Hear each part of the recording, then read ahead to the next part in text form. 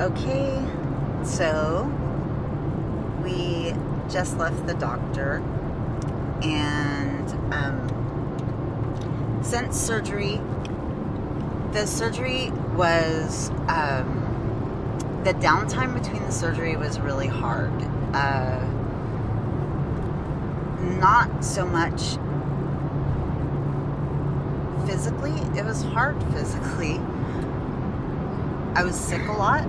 Yeah, and you were in a lot of pain the whole first week. You didn't even get out of bed for a week. Yeah, just having to be still, lay down a lot, like days straight, and then very nauseated, unable to eat. I've lost about 7 pounds during this recovery time. I'm starting to just now, the last like 2 or 3 days, have an appetite, and the past couple of days I've been able to eat several times a day, which has been amazing. So I have been really sick with the digestive problems, and on top of that the nausea, and it had turned into sometimes vomiting, and nausea medicine wasn't really stopping it, and so it was dizzy.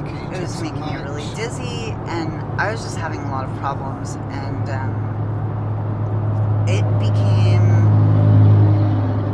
probably the first real big depression during this battle. I think the biggest depression and most deep set that I've been through so far. It's been really hard on Callie. We've both been praying that our faith not fail, to be strengthened, to stand, and it's just been painful and difficult. It's painful to watch him suffer. It's painful for him to watch me suffer, and it's just very hard. So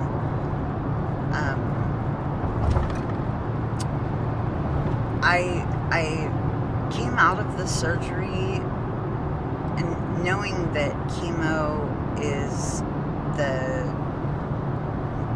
next step. Now that immunotherapy is off the table because of the spread and the moving, from stage 3 to stage 4. And so I felt like there's no way. I mean, I'm thinking, like, I know I'm gonna do chemo again, but I'm like, there's no way I think that I can endure the chemo again. I'm like, I'm not sure if I'm gonna make it through that. I'm not as strong as I was. I'm not even as strong as I was on the immunotherapy, but I'm nowhere near as strong as I was the last time I began chemo. The chemo was so hard, and I'm just like, I don't know how I'm gonna make it. I don't know how I'm gonna make it through this. And I was really dreading it. I wasn't very hopeful. I was like, it's already spread. They weren't able to get all of it. They got the big masses, but they weren't able to get all of the places where cancer is. And I just felt doomed. And so the Lord, as he does, completely just changed it. And yesterday, I wasn't dreading the chemo anymore. I was excited about starting chemo, which doesn't make sense, and that's definitely like not of myself. And with the immunotherapy, so many things were going wrong in my body, and there were so many just testing and biopsies and all different things that it was wearying, and it made me where, I mean, I'm just getting bad news after bad news and having problem after problem, and it made me where I don't even want to go to the doctor anymore. Like, I'm like, I'm over it, and every time we go, I'm trying to brace myself for walking in instead of being joyful. It had really zapped my joy. It had been depleted as far as concerned with dealing with going to the doctor and stuff. And it was just wearying and tiring and exasperating, all of those things. So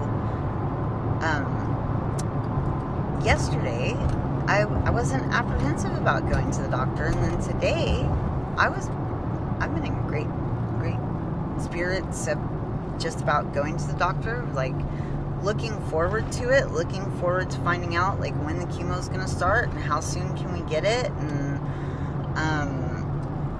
so yeah, it was a great doctor visit today. The doctor, he was really upbeat and very just hopeful and excited, and that really helped like invigorate both of us. He really carries a sadness when he has sad news to give, and it deeply affects him for the good or for the bad. When things are going good, he shows it, and when they're going not good, he's deeply affected by it. And so him being upbeat and happy today was great. And so he let us know today that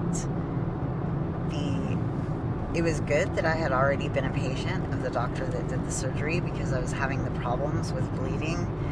And as it turned out, he said when he asked the doctor to do the surgery on me, he said the doctor looked at him like he had two heads.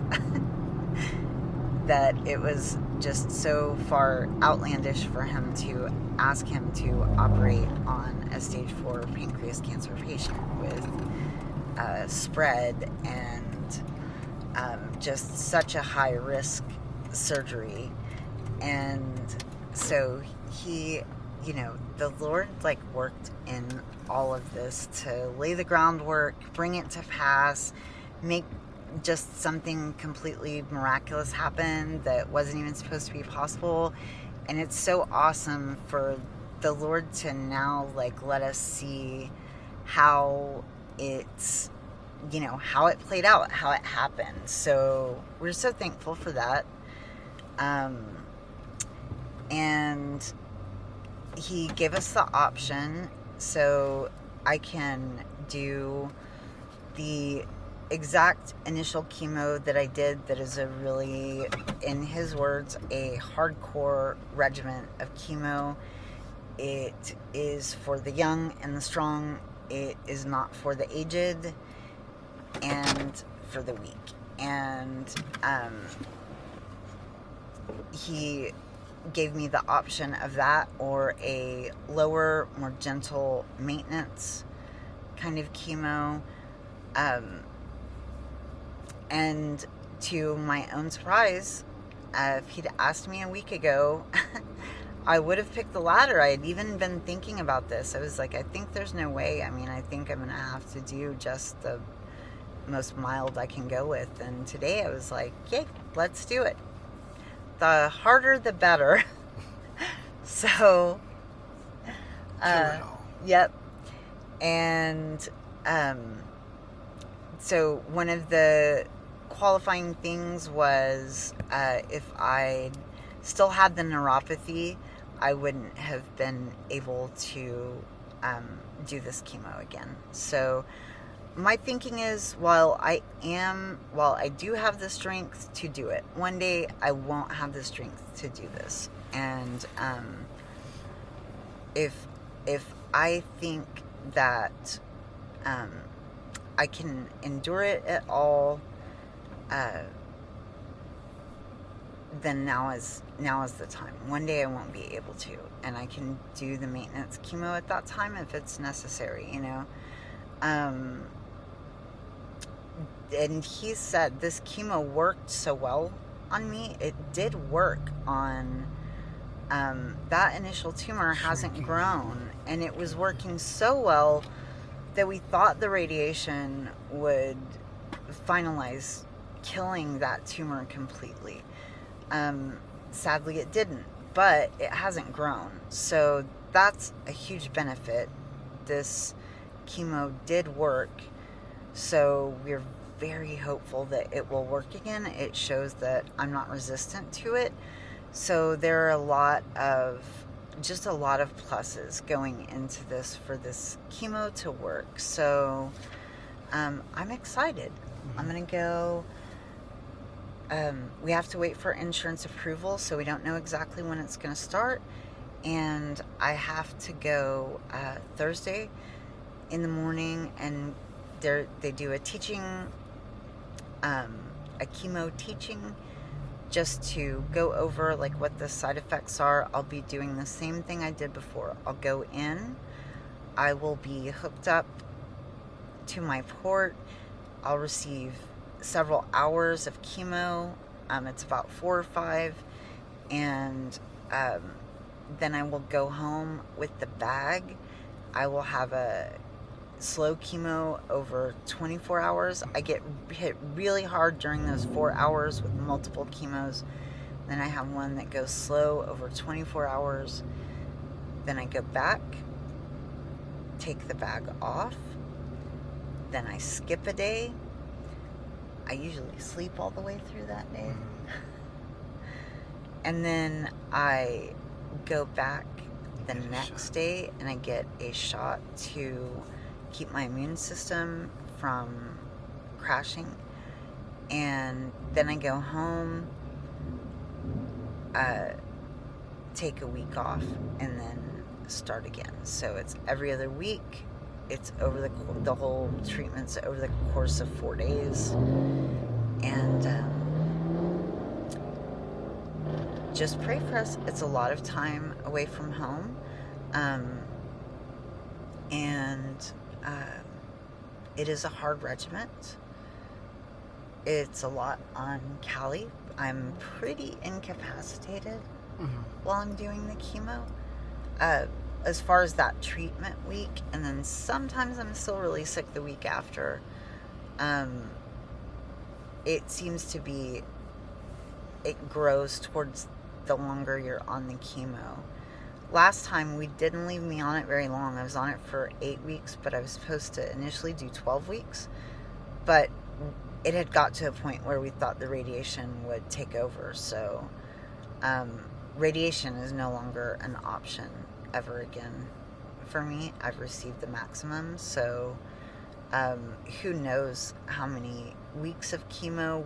He said we'll start it and then we'll do scans in 2 months. So I may know more Thursday after the teaching class, whether the insurance has approved it and it's set up yet. So that's it. Yeah, that's it. Okay. Bye-bye.